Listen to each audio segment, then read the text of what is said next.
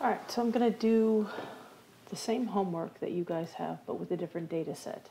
So I'm using the body fat data set, and we're going to do correlation among neck, chest, and weight height ratio. So this is the neck measurement, chest measurement, and then the weight height ratio. And I'm going to put them in the table. We're going to do the null and alternate and write out the results. Okay, so what I would do is I go very simple. Let me cancel out the output. All right, so I'm going to go to Analyze, Correlate, Bivariate. They're already brought over. Hit Reset, Neck. I can hold down Shift, down to Weight Height Ratio, bring it over, and just click OK. Get my output over here. I'm going to right-click this table and copy it and paste it into the document right here. And then what I want to do is in each of these spots, I'm going to, in my SPSS table, or sorry, my APA table, I'm going to type in the correlations, the corresponding correlations. Now these little stars, this 0.785, that's chest and neck. This is neck and chest and neck. That means it is significant at the 0.01 level. All right, so weight height is 0.538. I'm going to put in the stars. And then chest and weight height is 0.722. And I'm also going to do the stars. Okay, and then here what I would do for my, let's see, come up here and I would make a note.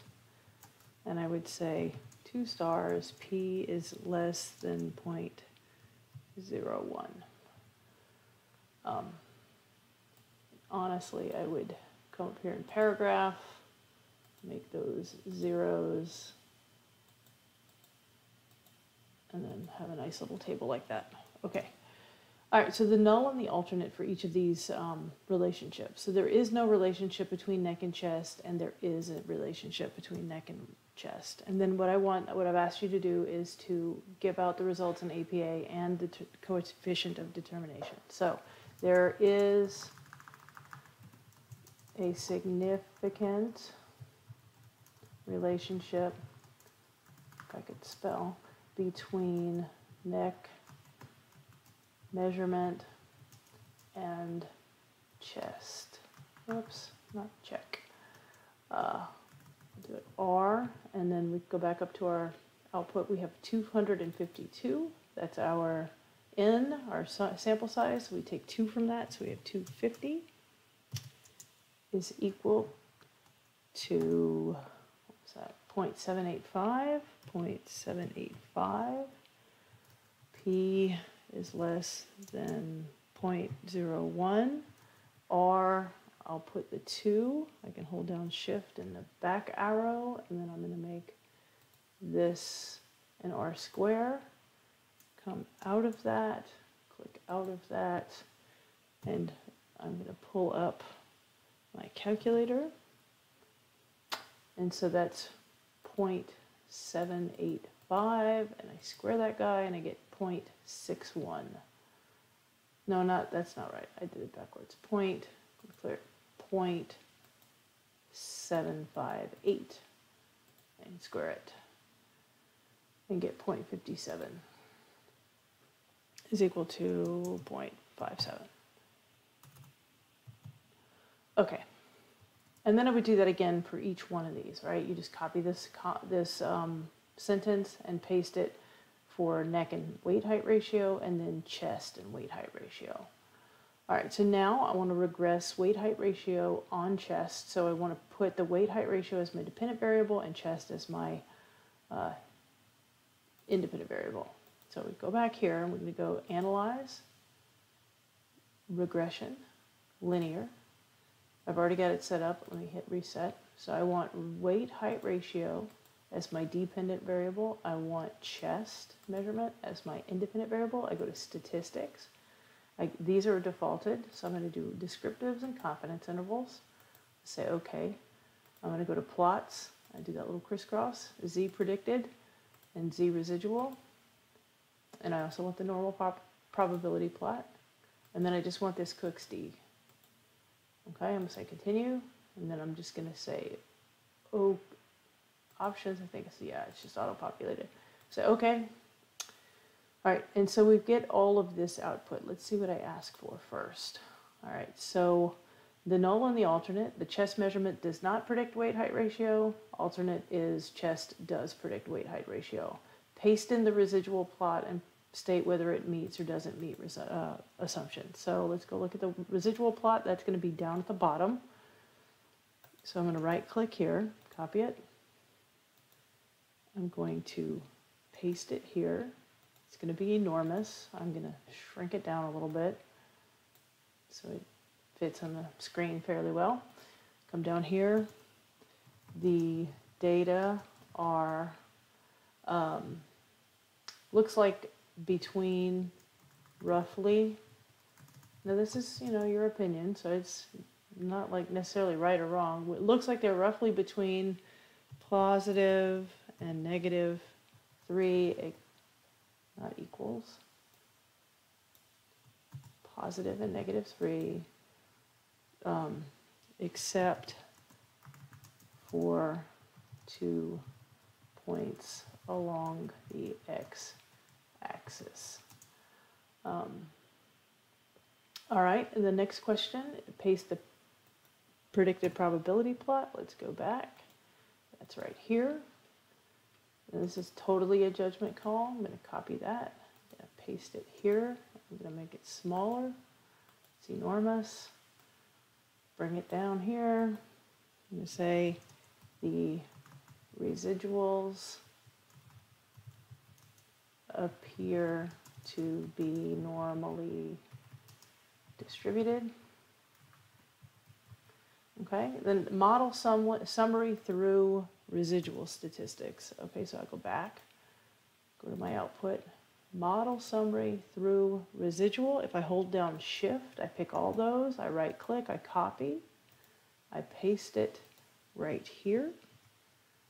Okay, and again, make this a little bit smaller. This particular table, I see this little square here, I can grab it and make it smaller. If it stays hanging off the end, it's okay, I don't care. So, and I say that, you can make it landscape, you could go to, let's see, layout, and you could pick landscape if you want to make it sideways. Either way, I don't care. All right, so then I ask you, tell me about Cook's D and student residual. So I'm going to standardize residual. I'm going to highlight that. I'm going to go back to home and hit my highlighter. And then I want to look at Cook's, and I'm going to highlight that.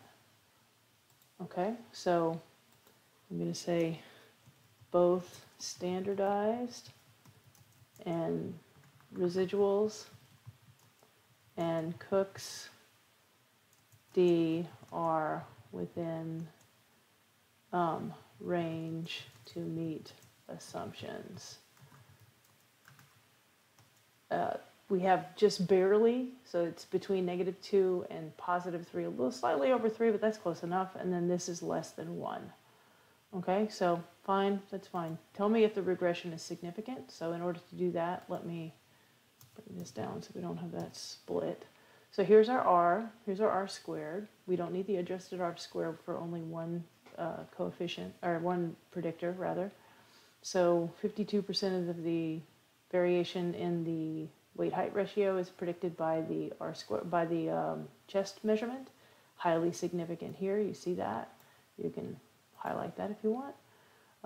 I actually like to highlight the things I'm going to be copying so I know what I'm looking for. All right, and then these guys as well. Okay, so I would say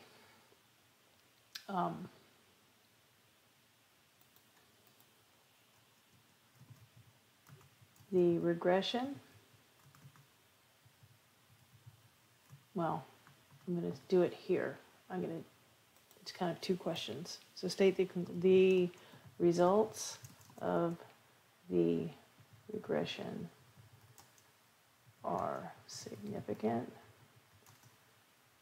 chest measurement does significantly predict, just use the abbreviation, weight height ratio, F 1, 250 is equal to, I forget what the F statistic was, 271, P less than 0.01, R squared is equal to 0.521, 0.521.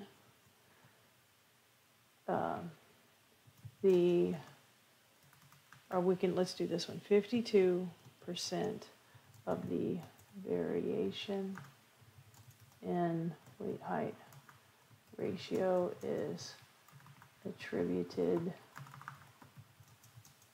to chest measurement. The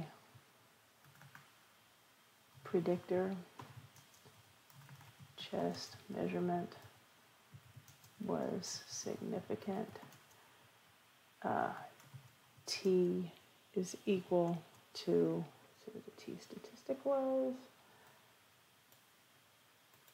16.5, 16.5, P less than 0.01, 95% CI, and then I can go back up, 0.04 and 06, 004 and 006, 0.004, comma, 0.006, close brackets, and then we have the equation. So what would be the weight height ratio given the prediction equation for someone whose chest measurement is 115 centimeters? Okay, so we need this table. So the constant is 0.418 plus, what's the slope?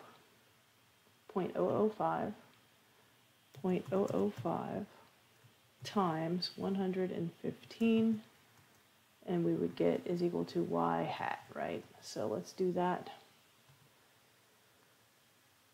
0.005 times 115 is equal to plus 0.418, and we'd get 0.993. So we'd say 0.993 is equal to y hat. Okay, and that is how you do that.